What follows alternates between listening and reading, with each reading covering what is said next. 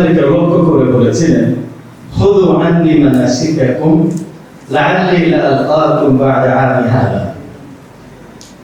ও সাহাবীরা, তোমরা হজ কিভাবে পালন করতে হয়, কিভাবে হজের নুসুক আদায় করতে হয়, কোন জায়গায় কিভাবে সুন্নাহ সম্মত পন্থা আদায় করতে হয়, আমি নবী মুহাম্মদ সাল্লাল্লাহু আলাইহি ওয়াসাল্লামের কাছ থেকে শিখে নাও।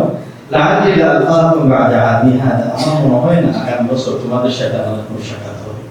সত্যি সত্যি রাসূল সাল্লাল্লাহু আলাইহি ওয়াসাল্লাম কয়েকদিন পরে তিনি ইন্তেকাল করেছেন, কিন্তু গোটা উম্মাহকে, গোটা মুসলিম জাতিকে কিভাবে হজ পালন করতে হয় সেই বিষয়টি তিনি শিখিয়ে দিয়েছেন কিনা? প্রত্যেকটি বিষয় আমাদের শিক্ষা দিয়েছেন। এই জন্য আমাদের এই হজ পালন করতে হলে কার মতো করতে হবে? রাসূলের মতো। কার মতো করতে হবে? রাসূল সাল্লাল্লাহু আলাইহি ওয়াসাল্লাম।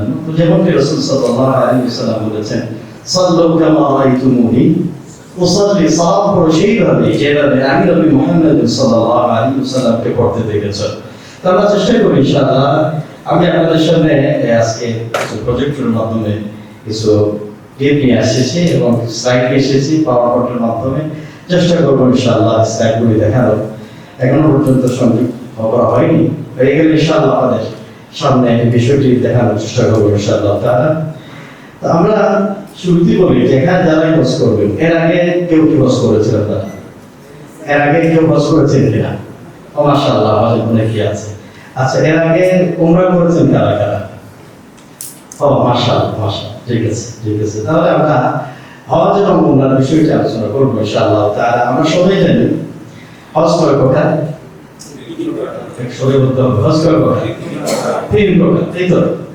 আপনারা সবাই কোন প্রকারের হজ করবেন?